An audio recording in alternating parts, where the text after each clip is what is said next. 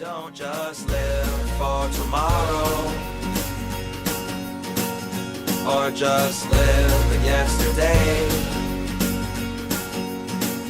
Just be glad for all you have that's in today. And though you've come through many obstacles. Hey everyone, Connie here, and welcome to my blind reaction to episode 7 of Spy Family. So last time we saw a child get punched, and it was glorious. Because that little shit Damien was being a little shit. He was basically flaunting around his position and power because of his family's name, and treating Anya and Becky like dirt. And I hate people who do shit like that, so yeah, he deserved to get punched. But that did lead to Anya getting a demerit, and that's never really a good thing. She could have gotten 3, but her reasoning for doing what she did, which, as she gave to Henderson, was defending Becky, was, well, elegant. It is always elegant to defend a friend. But because a punch was still thrown, it still got her at least 1 bolt. So there is that issue. Plus, punching the face of Damien in the first place, with him being, the person that Lloyd wanted Anya to make friends with, due to him being the second son of, the target. That's also a problem. But like I said, little shit deserved it. So now we move on to whatever's next, and I don't know. I don't know what to expect, but probably just going to get more of Damien being a little shit. He's probably going to be the antagonist of the school stuff. For Anya, at least. I'm definitely interested to see where this goes, though. This series has continued to just invest me at every step in the game. So, I'm ready. Let's just get this going. When the screen fades to black, pause this redirect and go to the description below. Follow the link to the reaction, and after you watch it, come back here to the redirect and resume play. Because after it fades to black and then fades back in, everything from that point forward will be my afterthoughts and will contain spoilers to the episode. So, that being said, thank you so much for tuning in, and I will see you at the reaction. And we are back, and we'll begin with spoilers in 3, 2, 1, now. There was an after credits scene. I never know when there's going to be one, and honestly, I don't think it's going to be I feel like you could watch the episodes without seeing the after credits scenes, and it'll be fine most of the time.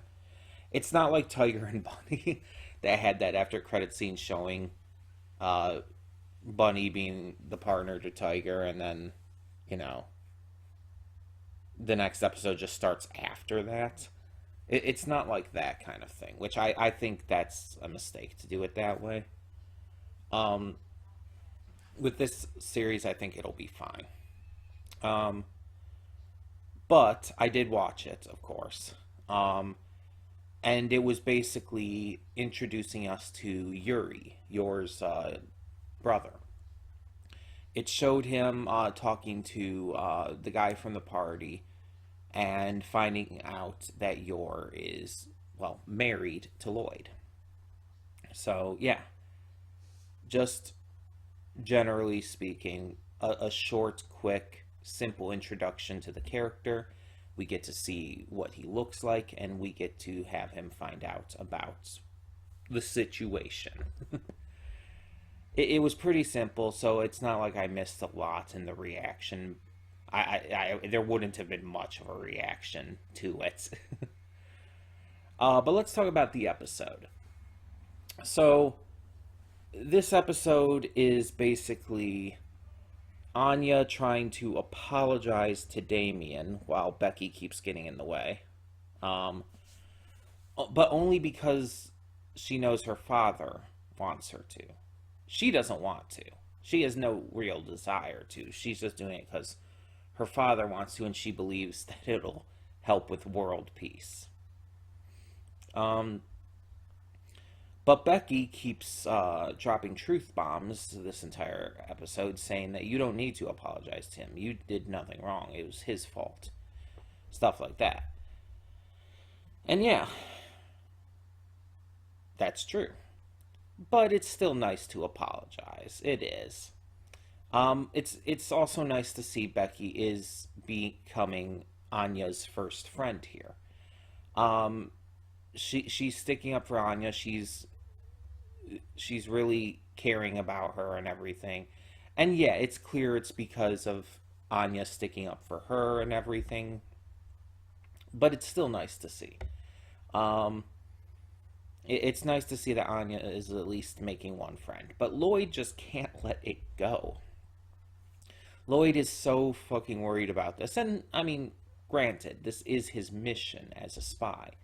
It is, like, legitimately what he not only is ordered to do, but it is kind of keeping the balance of peace between these two nations in the middle of a Cold War. Damien's father is planning on, like, just what's the word? Why is my mind blanking? He's planning on worsening the situation to make it so that this breaks out into a full-scale war.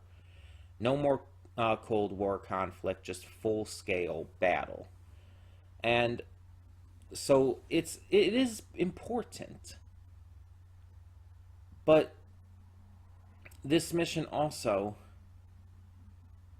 can't come at the cost of Anya's safety, health, and just overall happiness. You can't just like treat Anya as a tool here.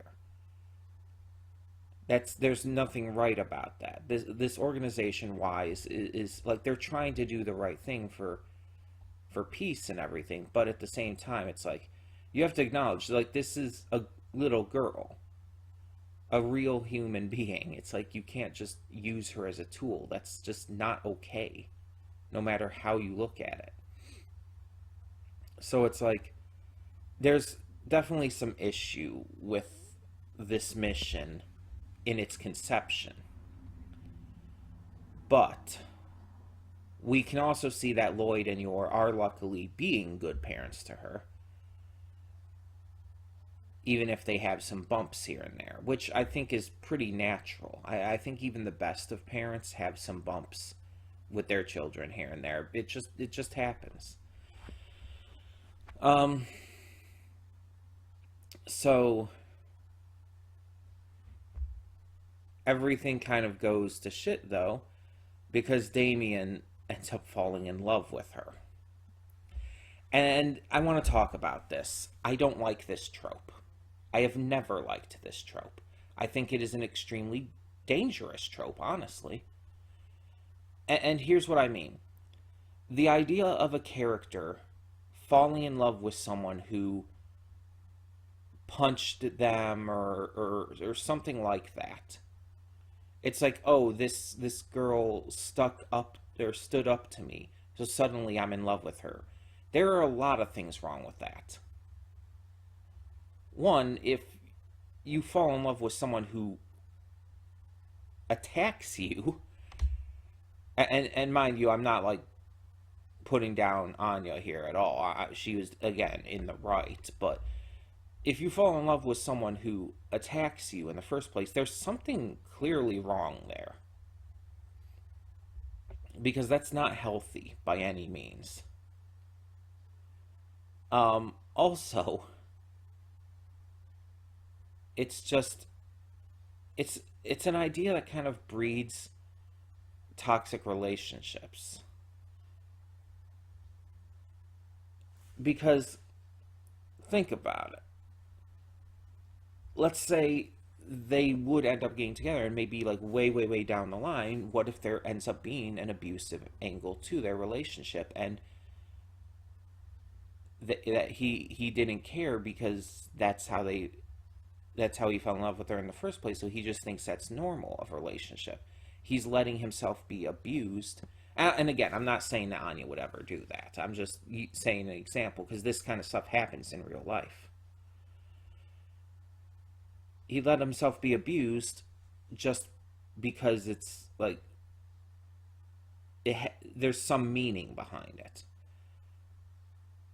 But there's obviously issue with that. There's obviously some really fucked up things about that.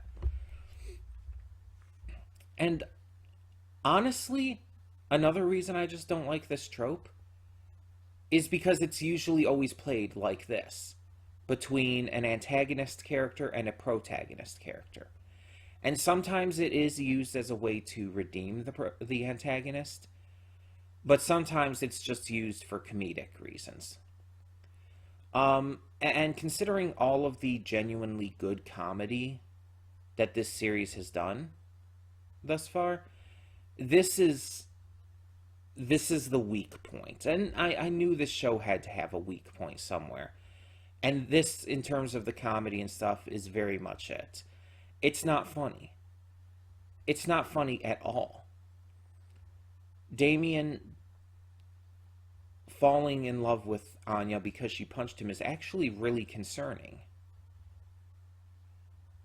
It's not funny, and it's just kind of annoying. And it's worsened by the fact that Damien is completely unlikable. We've been given nothing to make him even slightly, just slightly likable in our eyes. He's an absolute little shitbag. And mind you, again, I understand he's a kid. He's also a very privileged kid who was raised in wealth and all of this, constantly getting everything he wants. So he's bratty. I understand that. And maybe he could get redeemed. Maybe Anya will help him see how much of a little shit he is. But the point is, he is a little shit. He is a bully and an asshole. Even if he's just a kid, that fact is still there. And kids are very susceptible to change. So maybe he could, but at the same time, it's just like, you have to at least give us a kernel of something that we can latch on to before you really start to redeem him. Because you have to make it so that when he is redeemed, he'll at least be a likable character. You have to give us something there. Because otherwise, this just feels like a waste of time and almost kind of gross. Because it almost feels like it's just being done because of the spy mission, and that, again, makes it seem like Anya is just being used as a tool in this regard. And that she doesn't want to do this and is just doing it just for her father's sake, which is, again, not okay. But it's definitely dependent on where it goes. But I've never liked this trope. I probably never will. And it bothers the shit out of me. As someone who was bullied growing up. As someone who was bullied as an adult, honestly. This trope bothers the shit out of me. It's just, I've never liked it. And I'm not going to start getting behind it now just because it's in Spy Family. Just because I love this show overall doesn't mean I'm going to love every little thing about it. But Tanuki Anya was cute, so there was that. But yeah, it's like, I feel like the best stuff of this has been more the family stuff, so I'm already not as invested in the school stuff yet. Um, but we'll see how it goes. We'll see how it goes. And speaking of the family stuff, that was definitely the best part of this episode. The parts with Anya trying to study and just being completely overwhelmed by it. As someone who has definitely had that happen, especially with math, like I can tell you right now, I have no idea what the fuck they were talking about with that problem. Um, I could Let's put this in perspective. I took pre-algebra in college, pre-algebra, not even a full algebra class. I took pre-algebra 3 times in college, 2 different schools as well. And I never even got close to passing it. Like, I never even got a B. Because the stuff does not stick in my head. I can't remember it. I don't know why. I've tried. I studied my best and everything. It does not click with me. It won't stick in my head. And again, I don't know why. So the stuff they were doing seemed more like high school level math. And again, math you will never use in real life. Which a lot of the later math you learn is going to be that. Like, yeah, you'll use basic math for just everyday stuff. But like a lot of the algebra and stuff you use, it's like it's never going to be used unless you go into certain fields. And in that case, why not just have it be taught in those fields instead of just taught to everyone? There's no reason for it to be taught to everyone. Most people aren't going to use it. And it's like sciences and history and stuff like that's different. Because it's always good to know that kind of stuff. Even if you're not going to necessarily utilize it in everyday life. Knowing history is important. It is very important to know the history of your country and conflicts and everything. So that you can learn from it. And knowing science is very important, especially in today's world, where that kind of stuff is a regular topic of discussion in normal conversation, these days especially. But like with just math classes, it's like most of it is never going to come up. Some math is important, but some of it is just, you don't need to know. And of course, then you have like, in America, we have English classes or literature classes, as some of them are. And those are, again, only kind of important to a degree. Because it's like once you actually learn grammar and actual, like, important stuff on how to speak and write and everything, it's like, after you learn that stuff, they do teach a lot of superfluous stuff as well. You don't need to know how to write poetry. You don't. It's not bad to know. You just don't need to. But they will teach you every style of poetry, everything there is, and it's just like, okay.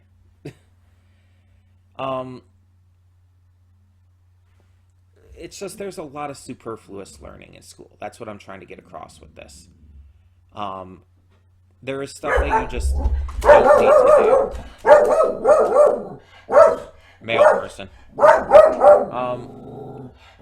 And I'm saying that as someone who was always really great at English literature classes as well.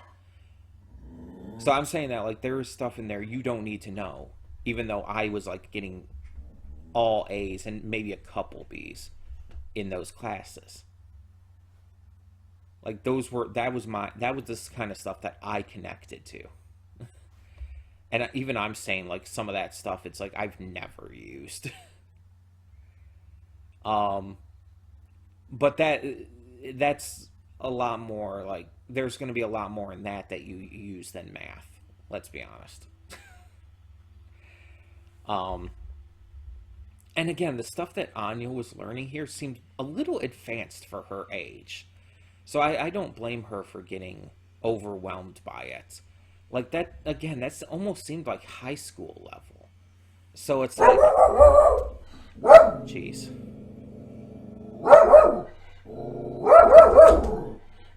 Male person's back, I guess. But yeah.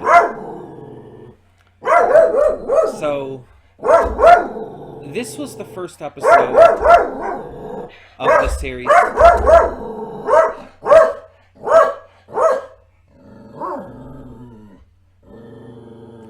This was the first episode of the series I'm a little more conflicted on, because a lot of the school stuff just did not do it for me, especially with the clear angle with Damien falling in love with her.